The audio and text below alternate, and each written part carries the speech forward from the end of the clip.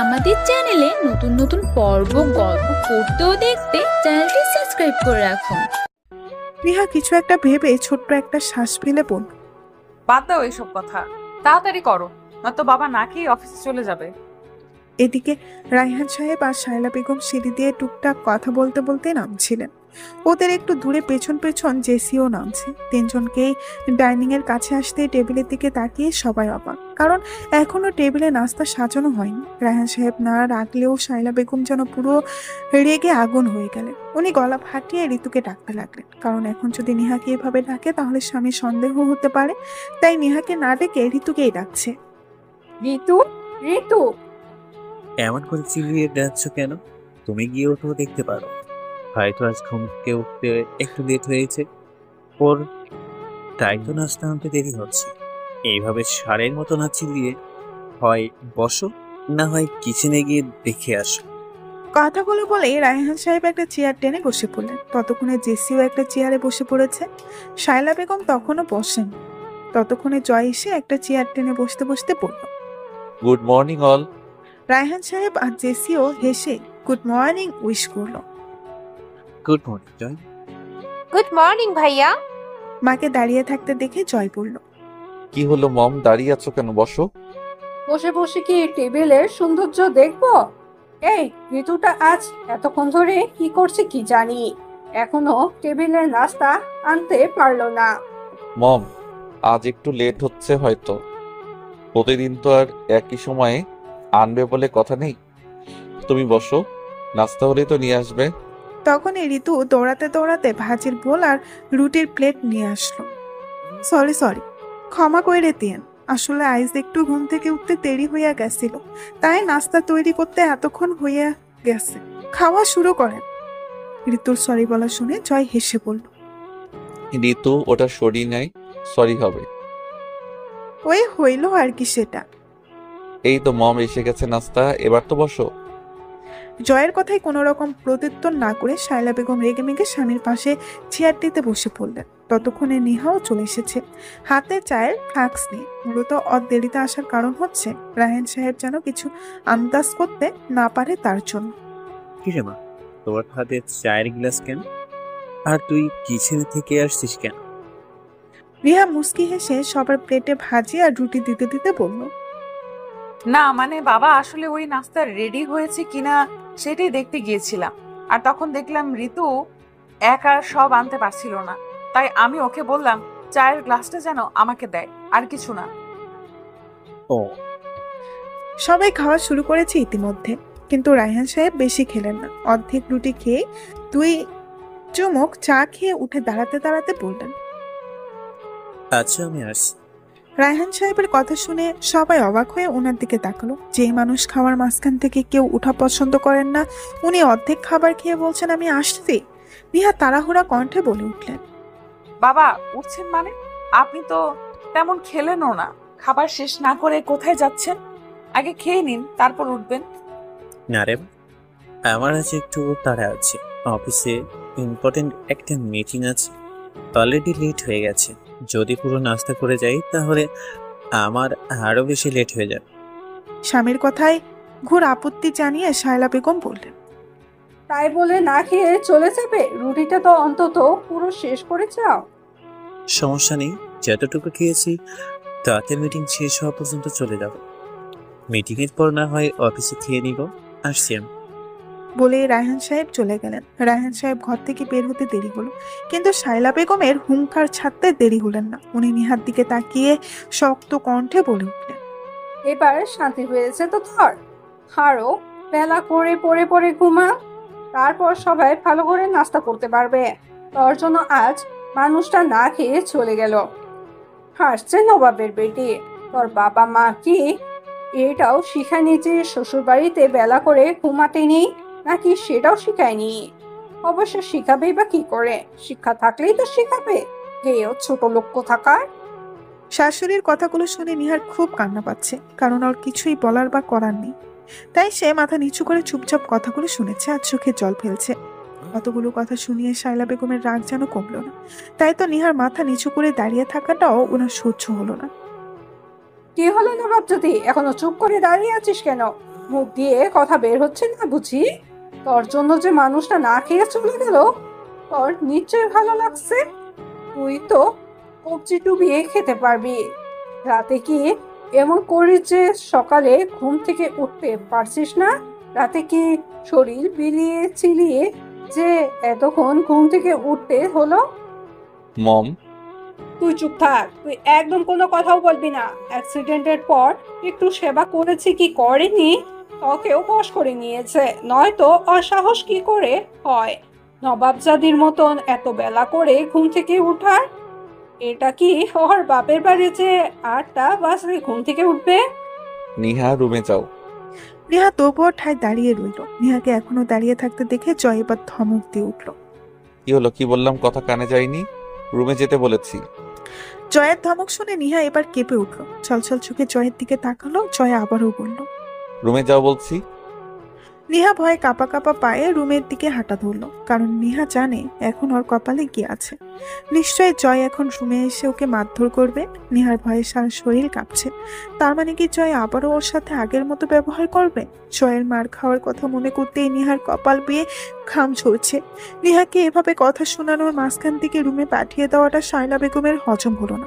উনি জয়ের দিকে তাকিয়ে কাঠ কাঠ গলায় বললেন, জয়, তুই ওকে রুমে পাঠিয়ে দিলি কেন? রুমে পাঠিয়ে দিয়ে বাসাতে চাইছিস তাই না? তার মানে তুইও কি এখন অন্য সব ছেলেদের মতন বউয়ের আঁচলের তলে ঢুকে গিয়েছিস?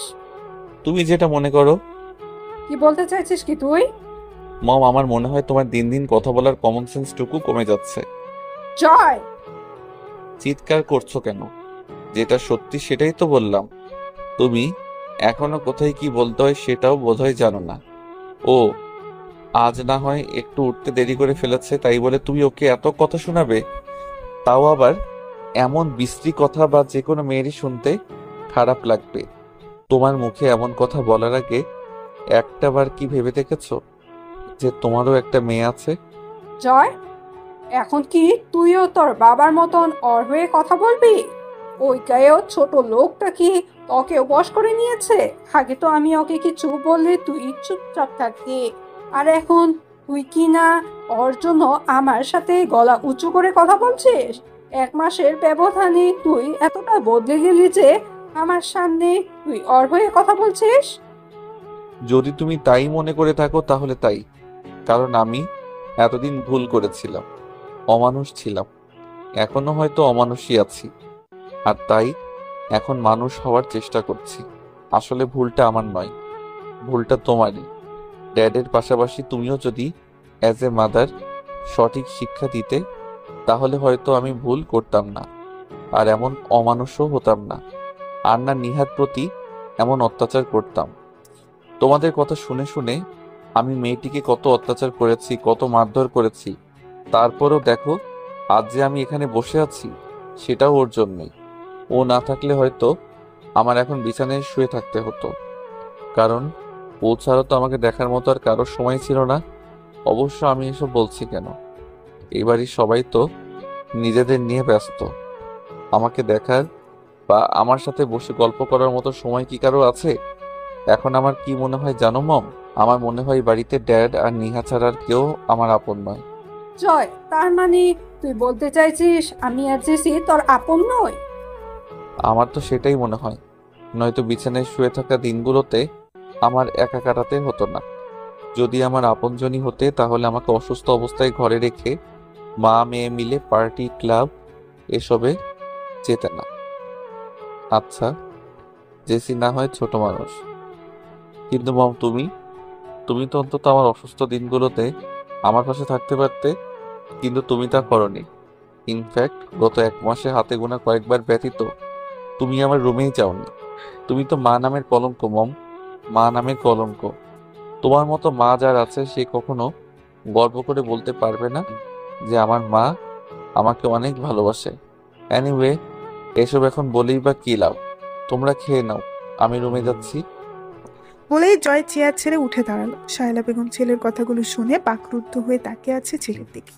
জয় রুমের দিকে যাওয়ার জন্য পা বাড়িয়ে হঠাৎ আবার কিছু একটা ভেবে থেমে গেল। মায়ের দিকে তাকিয়ে বলল, আর একটা কথা মম, পরের বার থেকে নিহাকে কিছু বলার দুঃসাহসটা যেন না করো। ওকে কেউ কিছু বলার আগে কমপক্ষে 10 বার ভেবে নিবে, কারণ আমার বউকে কিছু বলাটা আমি টলারেট করব না। আর দরকার হলে এটা ড্যাডের কানেও পৌঁছাবে। Mind it. কথাগুলো একেবারে বলে জয় আর 1 মিনিটও সেখানে দাঁড়ালেন না, গদগদ পায়ে রুমে চলে গেল। শায়লা বেগম আর জেসি যেন সদ্য আকাশ থেকে পড়ল, এমন হয়ে তাকিয়ে আছে জয় যাওয়ার দিকে। আর এটার একটাই কারণ, হঠাৎ জয় এমন পরিবর্তন ওরা মা মেয়ে কিছুতেই মেনে নিতে পারছে না। ওদের বুঝেই আসছে না জয় হঠাৎ এমন পাল্টে গেল কেন। যে জয় নিহার নাম শুনলে নাক ছিটকাতো, সে কিনা আজ ওর হয়ে এতগুলো কথা শুনিয়ে গেল। শায়লা বেগমের রাগ যেন শিরায় শিরায় বহমান হচ্ছে। জয় তাকে এতগুলো কথা শোনালো, তাও আবার ওই গেও ছোট লোক মেয়েটার জন্য। ওনার কিছুতেই হজম হচ্ছে না ব্যাপারটা। মম, দেখলে নিহা নামক ভাইরাসটা করোনা ভাইরাসের মতো কিভাবে এই বাড়িতে ছড়িয়ে পড়েছে। প্রথমে ড্যাডকে হ্যাক করলো, এখন আবার ভাইয়াকে হ্যাক করলো। এমন হলে তো ড্যাড কিংবা ভাইয়া কেউ তোমার কোনো কথাই শুনবে না, ওই ছোট লোকটার কথাই শুনবে ওরা। শায়লা বেগম জয়ের কথাগুলো শুনে এমনিতেই রেগে বোম হয়ে আছে, এখন জেসির কথাগুলো শুনে তার উপর আগুনে ঘি ঢালার মতো কাজ করলো। উনি চেঁচিয়ে মেয়েকে ধমক দিয়ে উঠলেন। জেসি, চুপ করবি তুই? বাপরে, তখন ভাইয়া এতগুলো কথা বলে চলে গেল, তুমি কিছুই বললে না, আর এখন আমাকে একটুতেই চুপ করিয়ে দিচ্ছ। শায়লা বেগম কিছু না বলে উল্টো রাগে ফুসফুস করতে করতে সিঁড়ি বেয়ে উপরে উঠে গেলেন। জেসি কয়েক সেকেন্ড মায়ের খাওয়ার শায়লা বেগম কিছু না বলে উল্টো রাগে ফুসফুস করতে করতে সিঁড়ি বেয়ে উপরে উঠে গেলেন। জেসি কয়েক সেকেন্ড মায়ের যাওয়ার দিকে তাকিয়ে থেকে সেও আস্তে করে চেয়ার ছেড়ে উঠে দাঁড়ালো। জয় রুমে এসে দেখলো নিহা জানালার সাথে ঠেস দিয়ে বাহিরের দিকে চেয়ে আছে। জয়ের উপস্থিতি নিহার বোধকাম্য হলো না হয়তো, তাই তো এখনো ঠাই বাহিরের দিকে তাকিয়ে আছে। জয় ধীর পায়ে ওর দিকে এগিয়ে গেল। নিহা, হঠাৎই জয়ের গলা শুনে নিহা হকচকিয়ে ঘুরে তাকালো। জয়কে দেখে যেন আবারও ভয়টা মনের মধ্যে নাড়া দিল। জয়কে ওর দিকে এগিয়ে যেতে দেখে গুটিসুটি হয়ে একদম জানালার সাথে লেগে গেল। এমনভাবে জানালার সাথে মিশে দাঁড়িয়েছে যেন পারলে এক্ষুনি জানালা ভেঙে বাইরে চলে যেত। জয় যত ওর দিকে এগিয়ে যাচ্ছে ততই হাত পা রীতিমতো কাঁপছে ওর। নিহা কাঁপা কাঁপা শরীরে ভীতু চাহনি নিয়ে এক দৃষ্টিতে তাকিয়ে আছে জয়ের পায়ের দিকে, যেটা জয়ের চোখ সহজেই ধরা পড়লো। নিহাকে এমন ভীতু হয়ে দাঁড়িয়ে থাকতে দেখে জয়ের ভেতরটা মুসুর দিয়ে উঠল। ও যদি আগে এমন বিহেভ না করতো তাহলে আজ হয়তো নিহা এতটা ভয় পেত না ওকে দেখে। নিহাকে দেখে এখন এমন মনে হচ্ছে যেন জেলখানার কোনো কয়েদিকে ফাঁসি দেওয়ার জন্য ডাকছে, আর তাই তো সে এখানে এসে লুকিয়ে আছে। জয় নিহার সামনে গিয়ে দাঁড়িয়ে নিহার উভয় বাহুতে হাত রেখতে নিহা আটকে উঠল। ভয়ে কয়েকটা শুকনো ঠুকো ঘিরে নিয়েছে ইতিমধ্যে। ভীতু চাহনি নিয়ে একবার জয়ের দিকে তাকিয়েছে, তো আরেকবার জয়ের মুখের দিকে তাকাচ্ছে। আসলে জয় নিহাকে এমন অমানসিকভাবে পশুর মতো করে মারত যেন নিহা সদ্য জেল পলাতক কোনো আসামি, আর তাকে জেল থেকে পালিয়ে যাওয়ার দায়ে মারা হচ্ছে। যেন নিহার ব্যাপারটা বুঝতে পেরে আতুরে গলায় বলল, নিহা, ভয় পাচ্ছ কেন? নিহা কিছু বলল না, বরং আগের মতো গুটিসুটি হয়ে দাঁড়িয়ে রইল। ছয়বার মুস্কি হেসে নিহার বাহু ছেড়ে দিয়ে দু হাতে নিহার মুখটা ধরলো। হয়তো অন্য সময় হলো নিহাকে অবাক হতো, কিন্তু এখন এমন ভয় আছে যে অবাক হওয়ার কথাটাও ভুলে গিয়েছে। শুধু ছল ছল দৃষ্টিতে তাকিয়ে আছে জয়ের মুখের দিকে। জয় নিহার চোখে চোখ রাখল, শান্ত গলায় বলল, আমাকে এতটা ভয় পাও যে আমার স্পর্শের পর্যন্ত কেঁপে উঠছ? আমি কি এতই খারাপ? নিহা আমতা আমতা গলায় বলল, আমি কেউ কিছু বললে মুখের উপর জবাব দিতে হয়, জানো না সেটা? তখন চুপ করে মূর্তির মতো দাঁড়িয়েছিলে কেন? তাই তো আমার রাগ হয়েছিল। আমি জানতাম তুমি আর কিছুক্ষণ সেখানে দাঁড়িয়ে থাকলে মম আরো বাজে কথা শোনাতো, তাই তোমাকে রুমে পাঠিয়ে দিলাম। আর তুমি কি না আমাকে দেখে কাঁপতে কাঁপতে শেষ। অবশ্য এতে তোমার কোনো দোষ নেই। আমি আসলে তোমার সাথে এমন পশুর মতো আচরণ করেছিলাম যে তোমার ভয় পাওয়াটা স্বাভাবিক হয়ে দাঁড়িয়েছে। যাই সব ছাড়ো, এখন তাড়াতাড়ি গিয়ে আমার জন্য খাবার নিয়ে আসো, খুব ক্ষুধা লেগেছে। বলেই জয় নিহাকে ছেড়ে খাটে গিয়ে বসলো। এতক্ষণ ধরে জয়ের বলা কথাগুলো শুনে নিহার ভয়টা পুরোটাই কেটে গিয়েছে। তাই জয় ওকে খাবার আনতে বলায় নিহা এবার বেশ অবাক হলো। ক্ষুধা লেগেছে মানে? উনি কি না খেয়ে এসেছেন নাকি? তবে প্রশ্নটা করার সাহস হয়নি নিহার, তাই চুপচাপ রুম থেকে বেরিয়ে গেল খাবার আনতে। আর খানিক বাদেই ফিরে আসলো রুটি আর ভাজি নিয়ে। জয় তখনও বিছানায় বসেছিল। নেহাকে দেখে সে একটু নড়ে চড়ে বসলো। নিহা এসে রুটি আর ভাজির প্লেট দুইটি জয়ের সামনে রাখলো, তারপর বলল, নিন, তাড়াতাড়ি খান, নয়তো ওষুধের টাইম দেরি হয়ে যাবে। আগে এখানে বসো। আমি বসবো কেন? বসতে বলেছি, বসো। নেহা আর কোনো কথা না বলে চুপচাপ জয়ের সামনে বসে পড়ল। জয় এবার রুটি আর ভাজি নেহার দিকে ঠেলে দিয়ে বলল, নাও, খাওয়া শুরু করো। নেহা অবাক হয়ে জয়ের দিকে তাকালো, অবাক হয়েই বলল, নিজে খাবে নাকি আমার হাতে খাইয়ে দিব? কোনটা? অবশ্য আমার কোনো প্রবলেম নেই খাইয়ে দিতে। তুমি আমাকে 1 মাস খাইয়ে দিতে পারলে আমি 1 দিন খাইয়ে দিতে পারবো না? নেহার অবাকের মাত্রাটা যেন বেড়েই চলেছে। কাল থেকে জয়ের কথাবার্তাগুলো নেহার কেমন যেন লাগছে। কাল রাতে ডাইনিং এর নিজের পাশে বসিয়ে খাওয়ালো, আবার রাতে ওকে বুকে নিয়ে ঘুমালো। এতটুকু না হয় ঠিক ছিল, কিন্তু আজ আবার নিচের জন্য খাবার আনতে বলে এখন ওকে খেতে বলছে, আবার না খেলে নিজের হাতে খাইয়ে দিবে বলে ট্রিট দিচ্ছে।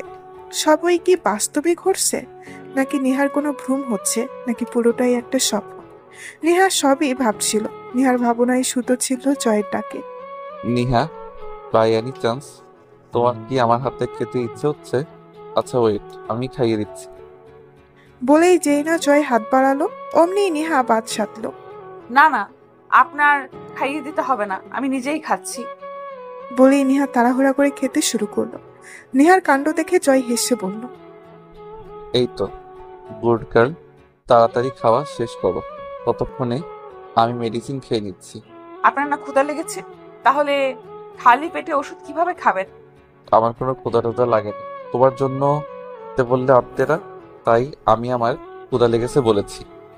তার মানে আপনি খাবেন না? না, কারণ আমি অলরেডি ডাইনিং এ খেয়ে এসেছি। আপনিও না? তাহলে শুধু শুধু খাবার আনতে বললেন কেন? ওই যে বললাম, তোমার জন্য বললে আনতে না, তাই আমার জন্য বলে আনলাম। আমার জন্য এখানে আনতে বলার দরকার কি ছিল? আমি তো কিচেনে গিয়েও খেতে পারতাম। এখন থেকে তা আর হচ্ছে না ম্যাম। মানে? মানে হলো, এখন থেকে তুমি আমাদের সাথে ডাইনিং এ বসে একসাথে খাবে। বলেই জয় মুখে কয়েকটা ওষুধ পুড়ে নিয়ে কয়েক ঢোক পানি খেয়ে নিল। তারপর আবারও নেহার সামনে এসে বসলো। নেহা এতক্ষণ খেতে খেতে কথা বলছিল। জয়ের একটু আগে বলা কথাটা শুনে নেহা এবার খাওয়া বন্ধ করে জয়ের দিকে তাকালো, অবাক কণ্ঠে বলল, অ্যাক্সিডেন্টের সময় কি আপনার মাথার তার কয়েকটা ছিঁড়ে গিয়েছিল? মানে? মানে হলো এই যে আপনি অ্যাক্সিডেন্টের পর থেকে বড্ড আবোল তাবোল বকছেন। বিশেষ করে কাল থেকে তো আরো বেশি আবোল তাবোল বকছেন। আমার মনে হয় কি জানেন, আপনাকে আবারও ডাক্তার দেখানো উচিত। আমার কথাগুলোকে তোমার আবোল তাবোল মনে হয়? নিঃসন্দেহে। এখনো তো তেমন কিছু করিনি, আর অমনি মাথার তার ছিঁড়ে গিয়েছে বলছো? এর থেকে বেশি কিছু করলে তখন কি বলবে? এর থেকে বেশি কিছু মানে? কিছু না, তুমি ওসব বুঝবে না। তাড়াতাড়ি খাওয়া শেষ করো। একেবারে খাওয়া ছেড়ে দিয়ে কথা বলতে হয়? খেতে খেতেও তো কথা বলা যায়।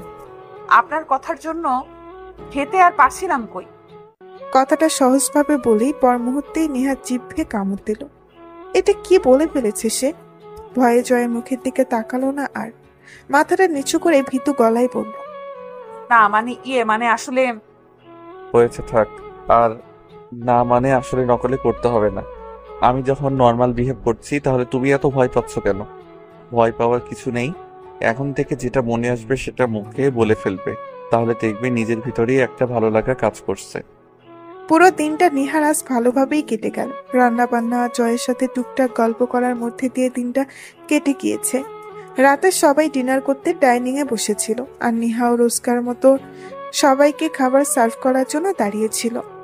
কি ব্যাপার, তোমাকে কি বসার জন্য ইনভাইটেশন দিতে হবে? জয়ের কথা শুনে নিহা একবার শায়লা বেগমের দিকে চেয়ে তারপর জয়ের দিকে তাকালো। নিহাকে এখনো দাঁড়িয়ে থাকতে দেখে জয় আবার বলে উঠল, কি হলো, এখনো দাঁড়িয়ে আছো কেন? সকালে কি বলেছি মনে নেই? তাড়াতাড়ি বসো। মানে? তখনই নিহার কথায় ফোড়ন কেটে শায়লা বেগম বলে উঠলেন, জয়, ও বসে গেলে সবাইকে খাবার সার্ভ করবে কে? ও না হয় পরে খেয়ে নিবে। মম, আমার মনে হয় না এ বাড়িতে কেউ হাতছাড়া আছে। আই থিঙ্ক সবাই নিজেদেরটা নিজেরা নিয়ে খেতে পারবে, তাই না ড্যাড? একদম। নিহা, সবাই নিজে নিয়ে খেতে পারবে, তুমি এসে বসে পড়ো। নিহাও বুঝতে পারলো ডাইনিং এ বসা ছাড়া ওর আর কোনো উপায় নেই। তাই অগত্যা জয়ের কথা মান্য করে জয়ের পাশে চেয়ারটিতে এসে বসে পড়ল। রায়হান সাহেব হেসে বললেন, জয়, একটা কথা মানতে হবে, অ্যাক্সিডেন্টের পর কিন্তু তোর বেশ উন্নত হয়েছে।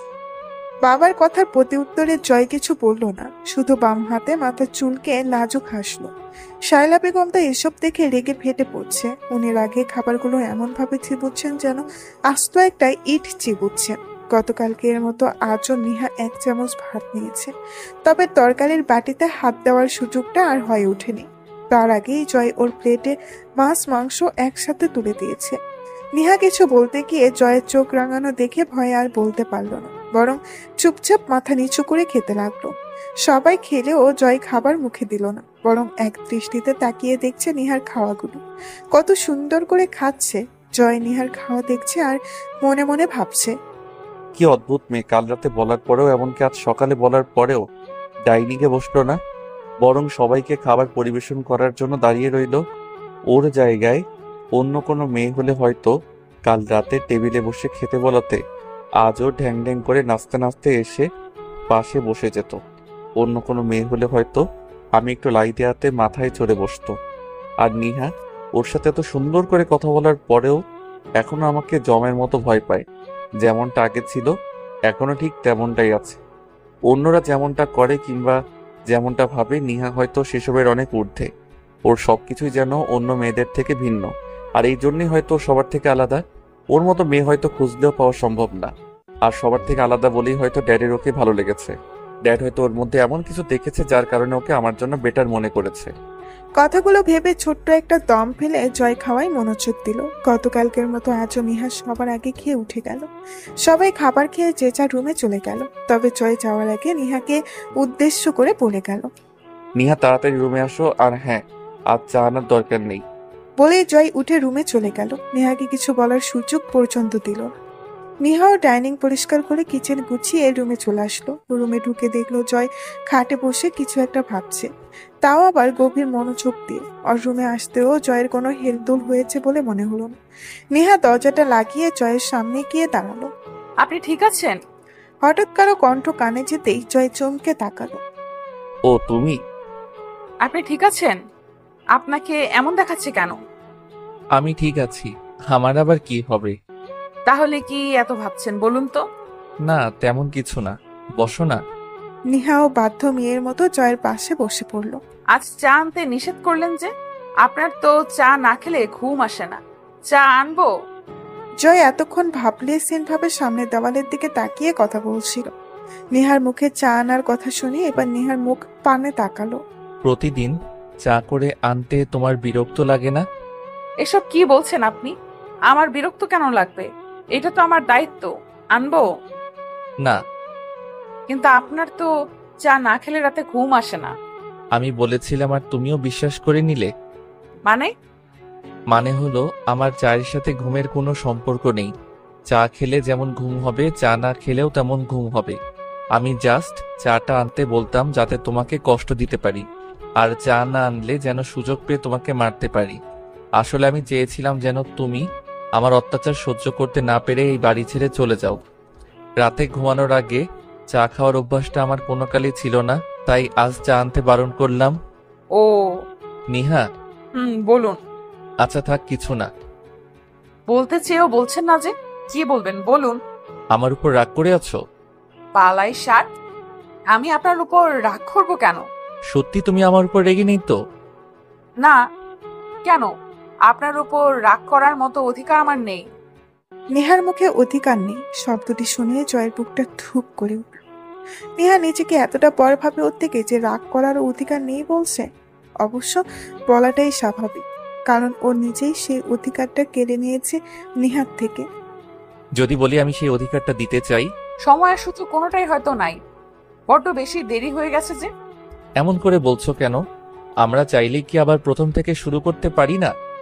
উপসংহার কখনো সূচনা হয় না। প্লিজ এভাবে বলো না, আমাকে একটাবার সুযোগ দাও, আমি সব ঠিক করে দিব। মায়াবাড়ি কি লাভ? কারণ ছায়া হয়ে থাকতে চাই তোমার পাশে। সেটা কখনো সম্ভব না। কারণটা কি জানতে পারি? ওষুধ খেয়েছেন? আমার মনে হয় এখন আপনার ঘুমানো উচিত। হ্যাঁ খেয়েছি। কথা ঘুরাচ্ছ তাই না? সব প্রশ্নের উত্তর খুঁজতে যাবেন না, যান ঘুমিয়ে পড়ুন। বলেই নেহা উঠে ওয়াশরুমে চলে গেল। হয়তো জয়ের প্রশ্নগুলো এড়িয়ে যেতে চাইছে। জয় লম্বা একটা নিঃশ্বাস ফেলে বিছানায় শুয়ে পড়ল। খানিক বাদে ওয়াশরুম থেকে বেরিয়ে নেহা নিচে বিছানা করার জন্য যেই না পাটি নিতে গেল, অমনি জয় শক্ত কণ্ঠে বলে উঠল, নিহা, তাড়াতাড়ি বিছানায় এসে শও। যদি পাটি হাতে নিয়েছো তো তাহলে আই সোয়ার পাটিটা কেটে টুকরো টুকরো করতে আমার 2 মিনিটও লাগবে না। জলদি আসো। নেহা আর সাহস করে পাটিতে বিছাতে পারল না, কারণ জয় যেই ধমক দিয়েছে নেহা তো তখনই জমে গিয়েছে। নেহা কোনো দিকে না তাকিয়ে ধীর পায়ে হেঁটে বিছানার এক পাশে গিয়ে শুয়ে পড়ল। এই মেয়েটাকে নিও না, আর পারি না। গত 1 মাস অভয় দিয়ে কথা বলার পরেও আমার একটা ধমকে যেন ওর পুরো পৃথিবী থমকে যায়। আচ্ছা, আমার ভয়টা কি ওর মন থেকে কখনোই যাবে না? কথাগুলো ভেবে জয় লাইটটা অফ করে নেহার গা ঘেঁষে শুয়ে পড়ল। নেহা উপাস ফিরেই শুয়েছিল। জয় এটা দেখে মুচকি হেসে নেহাকে পেছন থেকে জড়িয়ে ধরল। এতে নেহার কোনো ভাবান্তর হলো না। সে আগের মতো করেই ঠাই শুয়ে রইল। জয় আরেকটুকু নড়ে চড়ে নেহাকে আরো একটু শক্ত করে জড়িয়ে ধরে আস্তে করে ডাক দিল, নিহা, হুম। I love you. কেন এত মায়া বাড়াচ্ছেন বলেন তো? আর কয়েকটা দিনই তো আছি, এত মায়া বাড়িয়েন না, তখন আবার নিজেই কষ্ট পাবেন। হোয়াট? আর কয়েকটা দিন আছো মানে? What do you mean by আর কয়েকটা দিন? বলেই জয় নেহাকে টেনে নিচের দিকে ঘুরিয়ে নিল। ড্রিম লাইটের আলোতে নেহার মুখটা স্পষ্ট দেখা যাচ্ছে। জয় নেহার চোখে চোখ রেখে উত্তরের আশায় তাকিয়ে রইল। নেহাও কোনো রকম ভনিতা না করে জয়ের চোখে স্থির দৃষ্টি রেখে হেসে পড়ল। অবাক হচ্ছেন কেন? ভুলে গিয়েছেন আমাদের মাঝে কি কথা হয়েছিল? আপনি অফিসে গেলে আমাকে এই বাড়ি ছেড়ে চলে যেতে হবে। আর এখন যেহেতু আপনি সুস্থ হয়ে গেছেন, আশা করি আর কয়েকদিন গেলে আপনি অফিসেও যেতে পারবেন। আর আপনি অফিসে গেলে সেদিনই আমাকে চলে যেতে হবে, তাই না? তাই? হুম। অনেক সাহস হয়ে গেছে না? মানে হলো, সাহস করে ঘর থেকে এক পা বাইরে রেখে দেখাও, ঠ্যাং ভেঙে ঘরে বসিয়ে রাখবো। এ মা, আমার চলে যেতে হবে না? না গেলে তো আমার কথা রাখা হবে না। আর নিহা কথা দিয়ে কথা রাখে না, সেটা আজ পর্যন্ত হয়নি। তাই আমার যেতেই হবে। এই জন্য তো বলছি, এত মায়া বাড়িয়েন না, তখন মায়া কাটাতে কষ্ট হবে। আমি এত কিছু শুনতে চাই না। আমি বলেছি তুমি কোথাও যাবে না, তো কোথাও যাবে না, ব্যাস। এর থেকে একটা কথাও বেশি শুনতে চাই না, বুঝেছো? বলেই হেসে নেহার গালটা আলতো করে ছুঁয়ে দিল জয়। নেহার গাল ছুঁয়ে দিতে জয় হঠাৎ কিছু একটা ভেবে 1 মিনিট বলেই জয় হঠাৎই মাথাটা একটু উঁচু করে নেহার কপালে গালে ছুঁয়ে দেখতে লাগলো। জয়ের এহেম কাজে নেহা তো বেশ অবাক। নেহা অবাক হয়ে এই জিজ্ঞেস করলো, কি হয়েছে? এমন করে হাত দিয়ে কি চেক করছেন বলুন তো? নেহার প্রশ্নের উত্তর না দিয়ে জয় পাল্টা প্রশ্ন করলো নেহাকে, নিহা, তোমার তো জ্বর এসেছে, তুমি জ্বর হয়েছে বলনি কেন? কি যে বলেন না, আমার জ্বর হতে যাবে কেন? আপনি ভুল ভাবছেন। একদম মিথ্যা বলবে না। আমি কালকেও খেয়াল করেছি তোমার শরীর গরম, বাট ভেবেছিলাম এমনি গরম হয়ে আছে হয়তো, তাই কিছু বলিনি। বাট আজও তো দেখছি তোমার শরীর সেম ভাবে গরম হয়ে আছে, তোমার জ্বর হয়েছে, আর তুমি চুপ করে বসে আছো। বললাম তো আমার কিছু হয়নি, আপনি শুধু শুধু ভুল ভাবছেন। আচ্ছা, আমার জ্বর হলে কি আমি শোয়া থেকে উঠতে পারতাম আর কাজ করতে পারতাম? আমি একদম ঠিক আছি, আমার কিছুই হয়নি। আপনি শুধু শুধু টেনশন করছেন। আচ্ছা, এখন ঘুমান তো, অনেক রাত হয়েছে। বলেই নেহা জয়কে জোর করে আবারও শুয়ে দিল। কিন্তু আমি তো পরিষ্কার। এবার কিন্তু আমার ঘুমটা নষ্ট হচ্ছে। দেরি হলে আমার আর সারা রাত ঘুম আসবে না। আপনি কি চান আমি সারা রাত না ঘুমিয়ে থাকি? না না, আমি সেটা কেন চাইবো? তুমি ঘুমাও। ধন্যবাদ। বলে নেহা উপাস ফিরে চোখ জোড়া বন্ধ করে নিল। মূলত জয়ের প্রশ্ন থেকে বাঁচাতেই নেহা ঘুমানোর ভান করছে। নেহা চায় না জয় ওর শরীরের অসুস্থতার কথা জানুক। হ্যাঁ, জয়ের কথাই ঠিক, নেহার জ্বর এসেছে, তবে সেটা আজ কিংবা কাল থেকে নয়। নেহার শরীরের জ্বরটা প্রায় 5 মাস ধরেই আছে। নেহা গত 5 মাস ধরে প্রায় খেয়াল করছে আর হুটহাট জ্বর এসে যায়, আর রাতের বেলায় জ্বরটা একটু বেশি অনুভূত হয়। তবে শরীরের উপর তেমন প্রভাব না ফেলায় হালকা পাতলা ভেবে নেহা সেটাকে কোনো আমলে নেয় না। হয়তো এমনি গা গরম হয় আর মনে হয় যে জ্বর এসেছে, এই ভেবে নেহা কখনো কোনো মেডিসিনও নেয় না। এতদিন ফ্লোরে থাকায় সেটা জয়ের দৃষ্টি গোচর না হলেও কাল যখন জয় ওকে পাশে শুতে বলল তখন ব্যাপারটা জয়ের থেকে লুকিয়ে রাখতে পারল না। কাল যখন জয় নেহাকে জড়িয়ে ধরল তখনই জয়ের মনে হলো নেহার শরীরে জ্বর এসেছে, কিন্তু এটা শীতের সিজন বলে জয় ভেবেছিল শীতের কারণেই নেহার শরীরের তাপমাত্রাটা এমন উষ্ণ মনে হয়েছে। বাট আজ যখন সেম তাপমাত্রা অনুভব হলো জয়ের সন্দেহ হলো। সাথে সাথে নেহাকে চেক করতে লাগলো, কিন্তু জয়ের সন্দেহটা নেহার যুক্তির মাঝে চাপা পড়তে বাধ্য হলো। মাঝখানে কেটে গিয়েছে আরো 15 দিন। এখন জয় পুরোপুরি সুস্থ। গত 3 দিন হলো সে অফিসে যাচ্ছে। রায়হান সাহেবও ছেলেকে সবকিছু বুঝিয়ে দিয়ে নিজে অবসর নিয়ে নিলেন, যদিও রায়হান সাহেব প্রথমে রাজি হননি, কারণ উনি চেয়েছিলেন আরো একটু সুস্থ হয়ে তারপর জয় অফিসে জয়েন করুক। কিন্তু জয়ের জোরাজুরিতে তিনি আর না করতে পারলেন না। তবে জয় অফিসে জয়েন করার আগে নিজের সবচেয়ে বড় দায়িত্বটি পালন করতে ভুল করল না, আর সেটা হলো জয় পুরোপুরি সুস্থ হওয়ার সাথে সাথে মীরাকে আর শিহাবকে অ্যাটাম্পট টু মার্ডারের দায়ে জেলে ঢুকিয়ে দিয়েছে। এখন মীরা আর শিহাব জেলেই আছে। যদিও মীরা অনেক হাতে পায়ে ধরেছিল জয়ের, কিন্তু জয় কোনো রকম মায়া দয়া দেখালো না। যেখানে ওকেই মেরে ফেলতে চেয়েছিল সেখানে মায়া দয়া দেখিয়ে কি লাভ? আর সবচেয়ে বড় কথা সেটা হলো জয় এখন নেহাকে প্রচন্ড ভালোবাসে। সে তো নেহাকে রীতিমতো চোখে হারায়। যখন বাড়িতে থাকতো তখন তো নেহাকে পাশে বসিয়েই রাখতো, আর এখন অফিসে গিয়েও ছাড় দেয় না। দিনে কম করে হলেও 8 থেকে 10 বার কল করে কথা বলবে নেহার সাথে। প্রতিদিনের মতো আজও সন্ধ্যায় জয় অফিস থেকে বাসায় ফিরল। নেহা তখন রুমেই ছিল, কারণ এখন রায়হান সাহেব বাড়িতে থাকায় নেহার আর রান্নাঘরে যাওয়াই হয়ে ওঠে না। তাই ঋতুকেই একা হাতে সব করতে হয়। যদিও এতে নেহার খুব কষ্ট লাগে ঋতুর জন্য, কিন্তু কিছুই করার নেই। শায়লা বেগম আর জেসির বাহিরে যাওয়ারও এখন একদম কমে গিয়েছে বললে ভুল হবে, একেবারে বাইরে যেতে পারছে না বললেই চলে। জয় রুমে এসে দেখলো নেহা বিছানায় বসে ওর কিছু শার্ট প্যান্ট আয়রন করছে। জয় মুস্কি হেসে ভেতরে ঢুকতে ঢুকতে বলল, ম্যাডামের এখন ছুটি চলছে বুঝি? জয়ের কণ্ঠস্বর শুনে নেহা দরজার দিকে তাকালো। জয়ের প্রশ্ন শুনে অবাক কণ্ঠে বলল, মানে? জয় অফিসের ব্যাগটা বিছানার এক পাশে রেখে নেহার মুখোমুখি গিয়ে বসলো। তারপর শার্টের হাতা গুটাতে গুটাতে হেসে বলল, মানে হলো এই যে এখন আর রান্নাঘরে যেতে পারছো না, ঘরের কোনো কাজে হাত দিতে পারছো না, তাই বললাম আর কি, এখন ছুটি চলছে নাকি?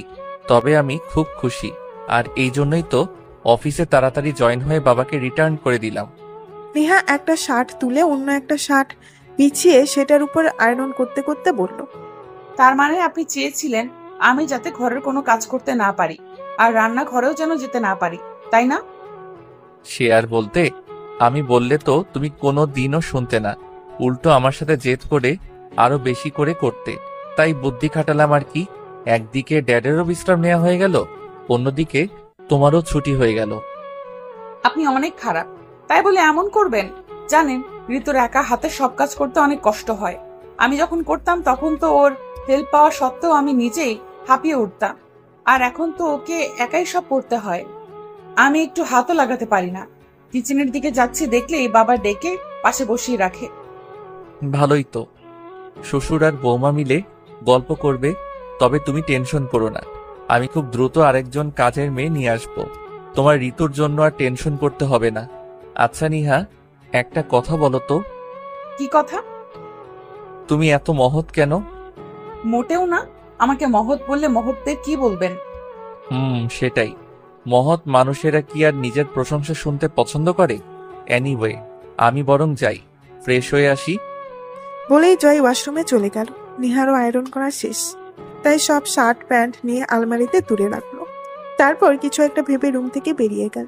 আর খানিক বাদে ফিরল হাতে চায়ের কাপ সবাই। জয় ততক্ষণে ওয়াশরুম থেকে বেরিয়ে এসেছে। নিহাকে চায়ের কাপ নিয়ে রুমে ঢুকতে দেখে মুখে হাসি টেনে গলায় ঝুলানো টাওয়ালটা স্ট্যান্ডে রেখে খাটে ধপাস করে বসে পড়ল। জয় জানতো নেহা ওর জন্য চা আনতেই রুম থেকে বেরিয়েছে, কারণ এই 3 দিন প্রতিদিনই অফিস থেকে আসার পর সে ওয়াশরুমে ঢুকলে নেহা ওর জন্য চা করে নিয়ে আসে।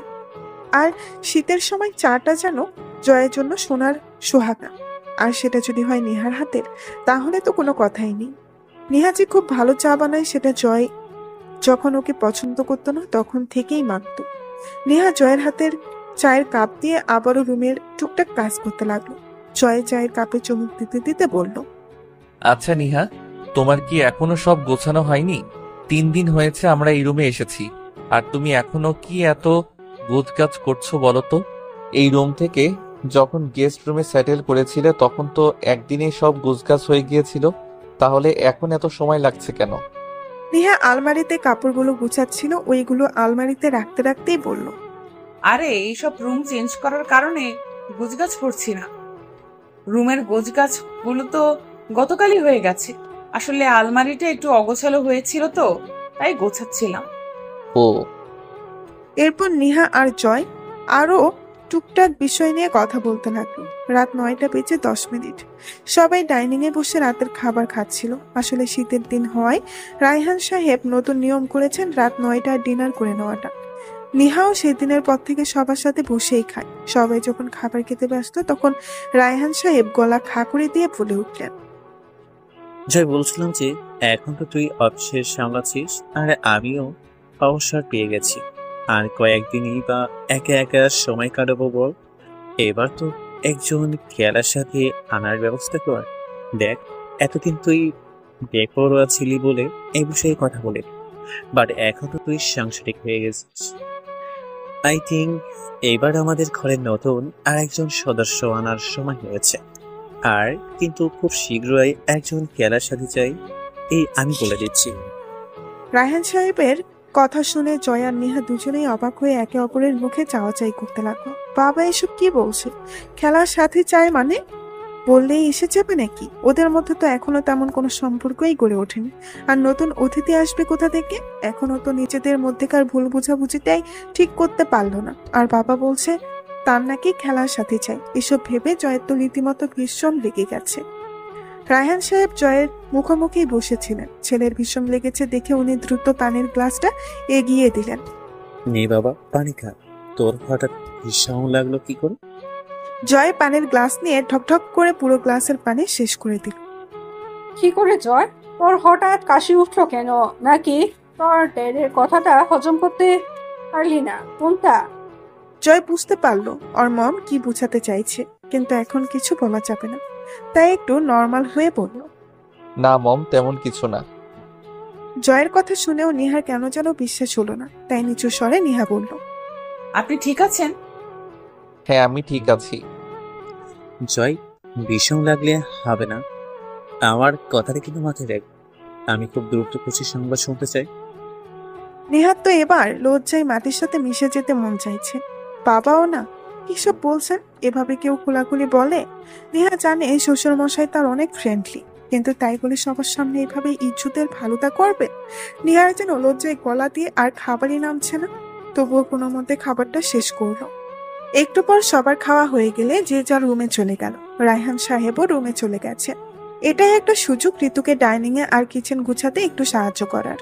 গত 2 দিন ধরে শুধু এই সময়ই ঋতুকে একটু সাহায্য করতে পারে নেহা।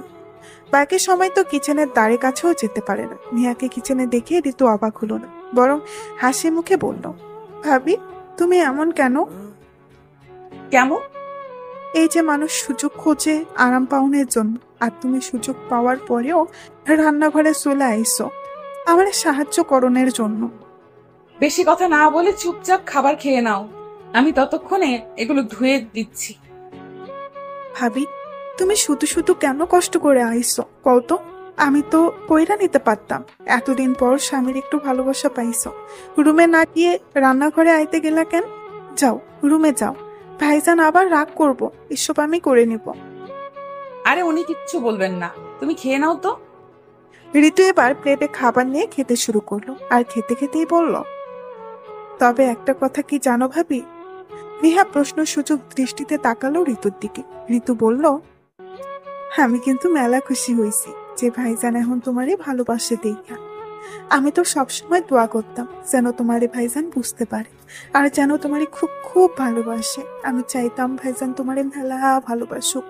আল্লাহ আমার কথা শুনেছে। তোমার সুখ দেখে আমার কি যে ভালো লাগছে বলে বুঝাইতে পারুম না। সব সুখ কি আর সবার কপালে সয় রে ঋতু? এইভাবে কেন কইতাছো ভাবি? তার মানে আমি যা দেখি সবই কি ভাইজানের লোক দেখানো? ভাইজান কি তোমারে এখনো ভালোবাসে না? আসলে ঠিক তা নয়, উনি আমাকে ভালোবাসেন ঠিকই, কিন্তু আমার কেন যেন ওনার ভালোবাসাটা মেনে নিতে কষ্ট হচ্ছে। জানো ঋতু, উনি গত 15 দিনে আমাকে কম হলেও 1000 বার ভালোবাসি বলেছেন, কিন্তু আমি কোনো জবাব দিতে পারিনি। অনেকবার আমার কাছে ক্লোজ হতে চেয়েছেন, আমি তাতেও সম্মতি দিতে পারিনি। সব সময় মনের মধ্যে একটা বাধা কাজ করে। যখনই উনি আমার সাথে ঘনিষ্ঠ হতে চায়, তখন আমার কেন জানি না ওনার করা সব অন্যায়গুলো চোখের সামনে ভেসে আসতে থাকে। হ্যাঁ, আমি জানি যে উনি জোর করলে আমি বাধা দিতে পারবো না, কারণ উনি আমার স্বামী, আমার উপর পূর্ণ অধিকার আছে ওনার। বাট আমার মন থেকে সায় আসছে না ওনার কাছে টানার। ঋতুর খাওয়া শেষ, সেও এবার কাজে হাত লাগালো। ঋতু একজন ম্যাচিউর মেয়ে, তাই সে বোঝে নেহার কষ্টটা। নেহা যতটুকু বলেছে ততটুকুতেই সে বুঝে গিয়েছে জয় এখন নেহাকে অনেক ভালোবাসে আর নেহাকে স্ত্রীর অধিকার দিতে চাইছে। ঋতু কয়েক সেকেন্ড চুপ থেকে বলল, তুমি তো ভাইজানরে ভালোবাসো, তাইলে কেন এত বাধা কও তো? জানি না ঋতু, শুধু এইটুকুই জানি, কারো 2 দিনের মায়ায় পড়তে চাই না। ঋতু কিছু খুঁজে পেল না নেহার কথার পিঠে বলার জন্য, তাই চুপ করে রইল। প্রায় মিনিট 5 পর ওরা কাজ শেষ করে নিজেদের রুমে জমে গেল। সেদিনের পর থেকে জয়ের জন্য রাতে এখন আর চা আনতে হয় না, কারণ জয় নিজেই বারণ করেছে নেহাকে চা না আনতে। নেহা রুমে এসে দেখলো জয় বিছানায় শুয়ে শুয়ে মোবাইল টিপছে। মূলত নেহা যতক্ষণ রুমে আসে না ততক্ষণ জয় এইটাই করে প্রতিদিন। নেহা আসার পর আর মোবাইলটা হাতেও নেয় না, আজও তার ব্যতিক্রম হলো না। নেহাকে রুমে আসতে দেখে জয় মুচকি হেসে মোবাইলটা বালিশের পাশে রেখে 2 হাত মাথার নিচে রেখে আরাম করে শুয়ে নেহার দিকে চেয়ে রইল। যেই চাহনিতে নেহা প্রতিনিয়ত গায়েল হয়, শুধু নেহা কেন, এই চাহনিতে যে কোনো মেয়েই অনায়াসে তলিয়ে যেতে বাধ্য। নেহা তো জয়কে প্রথম দেখে এই চোখের মনেতেই আটকে গিয়েছিল। জয়ের শান্ত চাহনিটা যেন নেহাকে ক্ষণে ক্ষণে দুর্বল করে দেয়, কিন্তু নেহা এত তাড়াতাড়ি দুর্বল হতে চায় না, তাই নিজের সুপ্ত আবেগটা চাপা রেখে বলল, এমন করে তাকিয়েছেন কেন? দেখছি ম্যাডামের এতক্ষণে আসার সময় হলো। কি করব বলুন? ঋতুকে একটু সাহায্য করতে না পারলে আমার সারা রাত ঘুমই আসবে না। মেয়েটা একা একা কতক্ষণ করবে এতগুলো কাজ? তাই ওকে একটু সাহায্য করে আসলাম। কথাগুলো বলতে বলতে নেহা ড্রেসিং টেবিলের সামনে দাঁড়িয়ে মাথাটা হালকা আশ্রে নিল। জয় আগের মতোই শুয়ে থেকেই বলল, আমার বউয়ের এত গুণ আমি কোথায় নেই বলো তো? আচ্ছা, তোমার এত গুণ কেন? তবুও কারো মন পাওয়ার গুণটা নেই। আদৌ কি তাই, নাকি মনের পাশাপাশি পুরো মানুষটাকেই বশ করে নেওয়ার ক্ষমতা রাখো? আমার তো মনে হয় পুরো আমিটাকেই এখন তোমার করে নিয়েছো। জয়ের কথাই নেহা তাচ্ছিল্য হাসলো, হেসে বলল, আজকাল আবেগটা একটু বেশি হয়ে গেছে আপনার, তাই এমন মনে হচ্ছে। আবেগের বশে মানুষের সাদাকেও রঙিন মনে হয়, জানেন নিশ্চয়ই সেটা। মেবি। তাই তো আজকাল শুধু চারপাশে নিহা নামক অস্তিত্বটাই শুধু খুঁজে পাই। নিজেকে বোঝান যে আবেগ দিয়ে জীবন চলে না, এটা বাস্তবতা। তাহলেই আর এমনটা হবে না, কারণ গেও মেয়েদের সাথে আর যাই হোক সংসার করা যায় না, কথাটা মনে করলেই হবে। কথাগুলো বলেই নিহা ওয়াশরুমে চলে গেল। জয়ের বুঝতে দেরি হলো না নিহা ওর কথাটাকেই কথাগুলো বলেই নিহা ওয়াশরুমে চলে গেল। জয়ের বুঝতে দেরি হলো না নিহা ওর কথাটাই ওকে ফিরিয়ে দিয়েছে। কথাগুলো বলেই নিহা ওয়াশরুমে চলে গেল। জয়ের বুঝতে দেরি হলো না নিহা ওর কথাটা ওকে ফিরিয়ে দিয়েছে, কারণ ওই একদিন নেহাকে বলেছিল যে তোর মতো একটা গেও মেয়ের সাথে আর যাই হোক সংসার করা যায় না। সময় থাকতে আমার জীবন থেকে চলে যা, নয়তো আমি তোর জীবন নরকে পরিণত করব। কথাটা মনে পড়তেই জয়ের হৃদয়টা বিষাদে ছেয়ে গেল। ওর আসলে অবহেলা পাওয়াটারই প্রাপ্য, কারণ এতদিন ও নেহার সাথে যে ব্যবহারটা করেছে তাতে নেহা ভালো করে কথা বলছে, সেটাই অনেক। তবে সে হার মানবে না, যে করেই হোক নেহার রাগটা ভাঙাবে। এবার অন্তত মান অভিমানের পালাটা চুকানো দরকার। কথাগুলো নিজের মনে গুছিয়ে নিয়ে জয় সোজা হয়ে শুয়ে পড়ল। খানিক বাদে নিহা ওয়াশরুম থেকে বেরিয়ে সোজা বিছানায় এসে শুয়ে পড়ল। তারপর লাইটটা অফ করে ড্রিম লাইটটা জ্বালিয়ে দিল। নিহা একটু অবাকই হলো, কারণ প্রতিদিন সে শোয়ার সাথে সাথে জয় ওকে পেছন থেকে জড়িয়ে ধরে, কিন্তু আজ কেন যেন জয় ওকে জড়িয়ে ধরল না। এভাবেই কয়েক মিনিট অতিবাহিত হয়ে গেল। নিহা উপাস ফিরেই শুয়েছিল। একটু পর জয়ের দিকে ফিরে শুতেই অচমকা জয়ের সাথে চোখাচোখি হয়ে গেল। নিহার বুঝতে দেরি হলো না জয় এতক্ষণ ওর দিকেই তাকিয়েছিল। আবারও সেই শান্ত চাহনি, যেই চাহনির গভীরতায় নিহা মুহূর্তেই তলিয়ে গিয়েছে। তবে সেটা বেশি সময়ের জন্য না, মাত্র কয়েক সেকেন্ডের জন্য। রুমের মাঝে পিনপতন নীরবতা, কারো মুখ দিয়ে কথা বলার যেন প্রয়োজনই পড়ছে না। দুজনের চোখের দৃষ্টি বিনিময় করেই যেন ব্যক্ত করছে হাজারো না বলা কথা। জয় নিহার গালে আলতো করে হাত রেখে কোমলভাবে স্পর্শ করলো। জয়ের এমন কোমল স্পর্শে নিহা যেন কেঁপে উঠল, তবে প্রকাশ করলো না সেটা, বরং ঠাই জয়ের চোখে চোখ রেখেই শুয়ে রইল। নীরবতার সুতো ছিঁড়ে হঠাৎই জয়ই কথা বলল। নিহা, হুম। ডাইনিং এ ড্যাড কি বলেছে শুনেছো? শুনেছিলাম। আচ্ছা, আমরা চাইলেই কি আমাদের মধ্যে সব ঠিক করতে পারি না? চাইলেই কি ড্যাডের ইচ্ছাটা পূরণ করতে পারি না? নিহা নিশ্চুপ। নিহাকে চুপ থাকতে দেখে জয় আবারও বলে উঠল। কি হলো, কথা বলছো না যে? আজ রাতটা ভালোবাসাময় হলে কি খুব বেশি ক্ষতি হবে? আমরা কি চাইলেই পারি না সব ভুলে আরেকটা অস্তিত্বের জন্ম দিতে? নিহা কোনো কথা বলল না, আগের মতোই চুপচাপ জয়ের মুখের দিকে তাকিয়ে রইল। আজ কি কথা না বলার পণ করেছো? কিছু বলছো না যে? আমরা কি আবার সব নতুন করে শুরু করতে পারি না? আমি আমার ভুলগুলো শুধরে নিতে চাই নিহা। আমি তোমাকে সেই অধিকারটা দিতে চাই যেটা প্রতিটা মেয়েই চাই। আমি আজ তোমাকে পূর্ণ করতে চাই, তোমাকে নিজের করে নিতে চাই। হবে কি আমার? মন সায় দিচ্ছে না। নীরবতার মাঝখান থেকে নিহার ছোট্ট করে বলা মন সাই দিচ্ছে না কথাটা যেন এক মুহূর্তে জয়ের পুরো পৃথিবীটা থমকে দিল। সকল আশা ভরসা যেন নিমিষেই নিঃশেষ হয়ে গেল। তার মানে কি নিহা ওকে এখনো ক্ষমা করতে পারেনি? জয়ের পুরো হৃদয়টা যেন বিষাদে ছেয়ে গেছে। নিজের অজান্তেই নিহার গালে থাকা হাতটা গুটিয়ে আসলো। নিহাকে এই মুহূর্তে কি বলবে বা কি বলা উচিত কিছুই বুঝতে পারছে না জয়। তবুও নিজেকে শান্ত রেখে গলা ধরাই বলল। নিহা, তুমি আমাকে এত ঘৃণা করো যে আমাকে এখনো ক্ষমা করতে পারোনি? আমি কি এতটাই খারাপ যে আমাকে ক্ষমা করা যায় না? আমি মানছি আমি ভুল করেছি, আর মানুষ মাত্রই তো ভুল। তাই বলে কি আমাকে নতুন করে কোনো সুযোগ দেওয়া যায় না? আমরা কি সব ভুলে নিজেদের মাঝে মিশে যেতে পারি না? আমি তোমার রন্ধ্রে রন্ধ্রে মিশে যেতে চাই নিহা, তোমাকেও আমার রন্ধ্রে রন্ধ্রে মিশিয়ে নিতে চাই। আজ খুব ইচ্ছে করছে তোমায় নিজের করে পেতে, বড্ড ইচ্ছে করছে তোমায় নিজের সবটা দিয়ে ভালোবাসতে। তোমাকে নিয়ে ডুব দিতে চাই ভালোবাসার গভীর সাগরে। প্লিজ আমায় ফিরিয়ে দিও না। কথাগুলো বলছে আর নিহার গালে আলতো হাতের স্পর্শ করে যাচ্ছে জয়। জয়ের কোমল স্পর্শে নিহার যেন সারা শরীর শীতল স্রোত বয়ে গেছে। তবুও নিজেকে আবেগে না ভাসিয়ে শক্ত গলায় বলল। আপনি আমার স্বামী, আমার উপর পূর্ণ অধিকার আছে আপনার। আপনি চাইলে আমি বাধা দিতে পারবো না, কিন্তু সত্যি বলতে মন থেকে সায় দিতে পারছি না। তবে আপনি চাইলে আপনার অধিকার আদায় করে নিতে পারেন, আমি বাধা দেব না। নিহার কথাগুলো যেন জয়ের ভাঙা মনটাকে আরো একবার ভেঙে চুরমার করে দিল, যেটা জয়ের মুখ দেখেই বোঝা যাচ্ছে। তবে ভাঙা মনটা গুটিয়ে নিয়ে মুখে হাসি টেনে জয় বলল। না নিহা, আমি এভাবে তোমাকে চাই না। তোমার মনের বিরুদ্ধে আমি কিছুই করব না। যতক্ষণ না তুমি মন থেকে চাইছো আমি তোমার কাছে যাই, ততদিন আমি তোমার কাছে যাব না। যেদিন তুমি নিজ থেকে কাছে টানবে আমি সেই দিনের অপেক্ষায় আছি।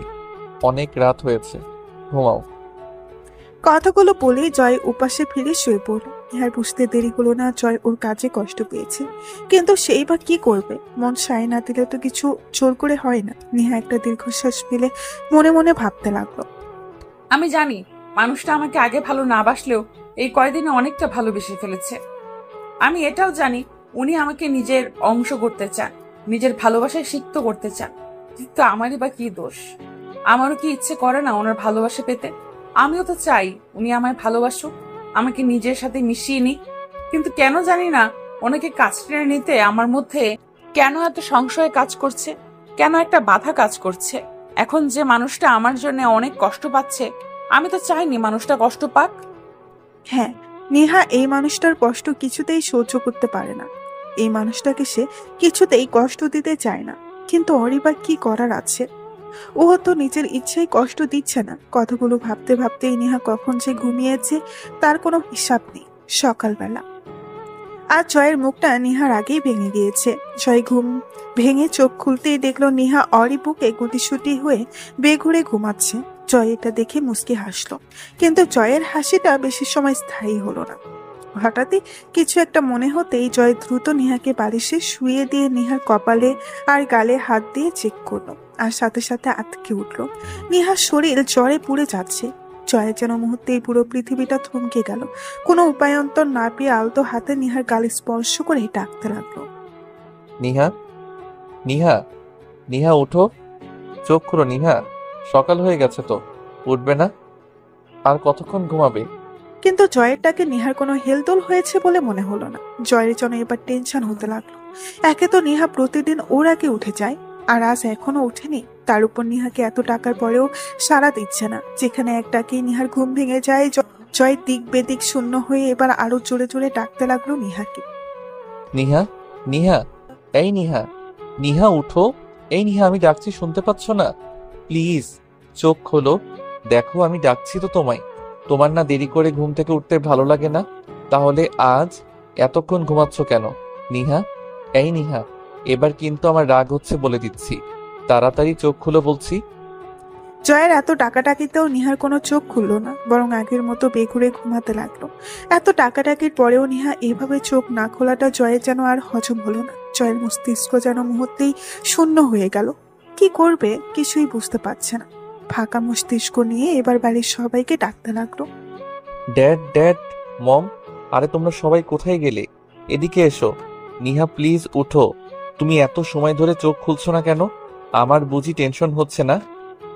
জয় এত জোরে ডেকেছে যে জয়ের ডাকগুলো যেন পুরো বাড়িতে প্রতিধ্বনি হতে লাগলো। সকাল সকাল জয় এত জোরে ডাকছে কেন সেটা দেখতেই রায়হান সাহেব, শায়লা বেগম, জেসি, এমনকি ঋতু পর্যন্ত ওদের রুমের সামনে চলে এসেছে।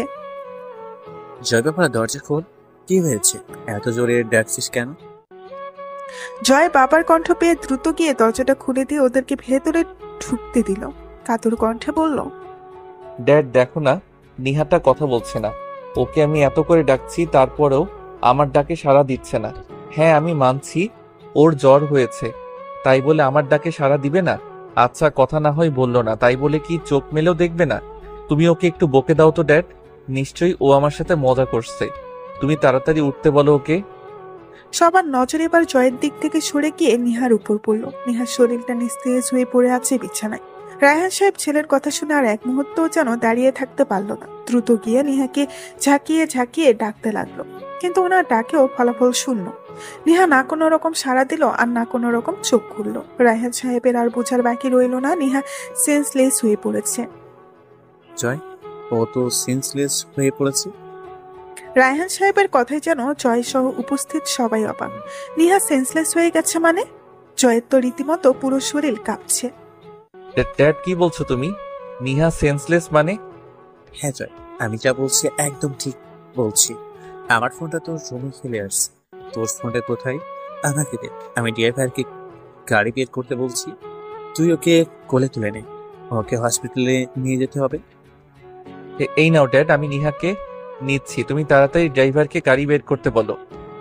কথাটা বলেই জয় দ্রুত গিয়ে নিহাকে কোলে তুলে নিল। তারপর আর এক মুহূর্ত সেখানে না দাঁড়িয়ে নিহাকে নিয়ে বেরিয়ে গেল। পেছনে কে আসলো আর না আসলো সেটারও পরোয়া করলো না। হসপিটালের করিডোরে টানা আধা ঘন্টা ধরে নিশ্চিত মুখ নিয়ে এপাশ থেকে ওপাশে পায়চারি করছে রায়হান সাহেব।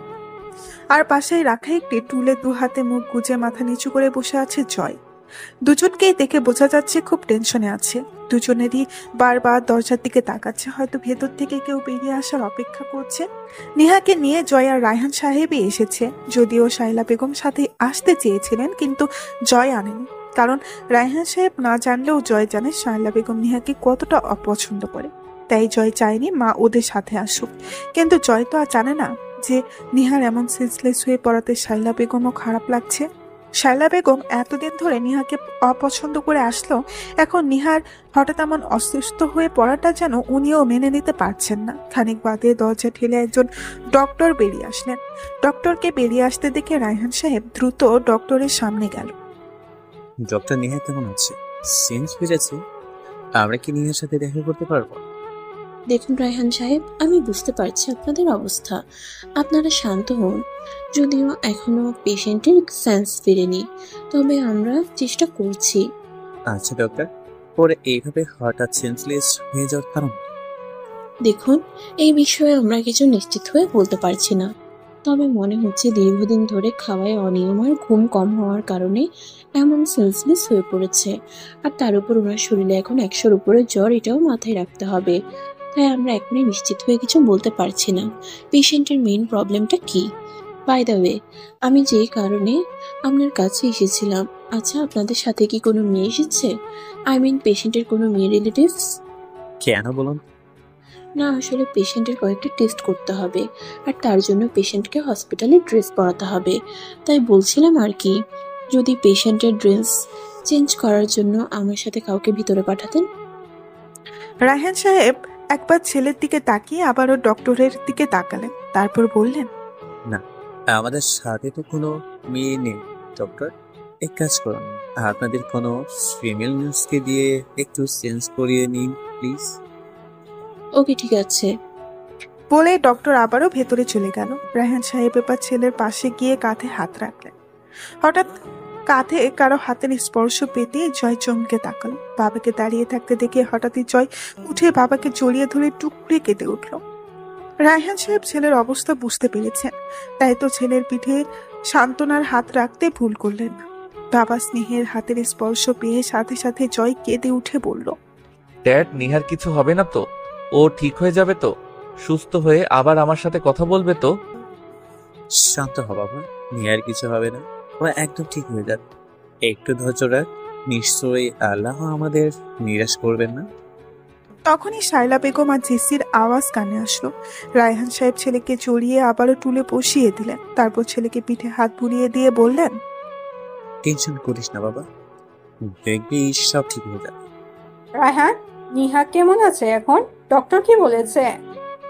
স্ত্রীর প্রশ্ন শুনে রায়হান সাহেব এবার উঠে দাঁড়াতে দাঁড়াতে বললেন, ডক্টর এখনো সেন্স ফেরাতে পারে, কিছু টেস্ট করাতে হবে নাকি, তারপর বোঝা যাবে কি হয়েছে।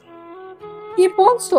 আধা ঘন্টা হয়ে গেছে এখনো সেন্স ফিরেনি? মানে এতক্ষণ সেন্সলেস থাকলে তো যে কোনো কিছু হয়ে যেতে পারে। তুমি ডক্টরকে বলনি যে পরে হোক সেন্সটা ফিরিয়ে আনতে? ডক্টর কি হয়েছে আমার থেকে কম বোঝে নাকি? ওনারা যেটা ভালো মনে করে সেটাই তো করবেন। আগে থেকে রিপোর্টে কি আসে তারপর না হয় ডক্টরকে যা বলার বলবো। শায়লা বেগম স্বামীর কথায় যুক্তি খুঁজে পেলেন, যার কারণে উনি সম্মতির সূচক মাথা নাড়িয়ে দাঁড়িয়ে রইলেন। জেসি এতক্ষণ ওদের থেকে একটু দূরে দাঁড়িয়েছিল। ভাইকে এমন বিধ্বস্ত হয়ে বসে থাকতে দেখে ওরও এবার খারাপ লাগতে লাগলো। কিছু সময়ের ব্যবধানে ওর হাসি খুশি ভাইটা কেমন অসহায় হয়ে পড়েছে। ভাইকে এ অবস্থায় দেখে জেসির খুব খারাপ লাগছে। সে আর দাঁড়িয়ে থাকতে না পেরে ধীর পায়ে ভাইয়ের কাছে এগিয়ে গেল। জয় এক দৃষ্টিতে সামনের দেওয়ালটির দিকে তাকিয়ে আছে। দেখেই বোঝা যাচ্ছে সে এই জগতে নেই, হয়তো নিহাকে নিয়েই ভাবছে।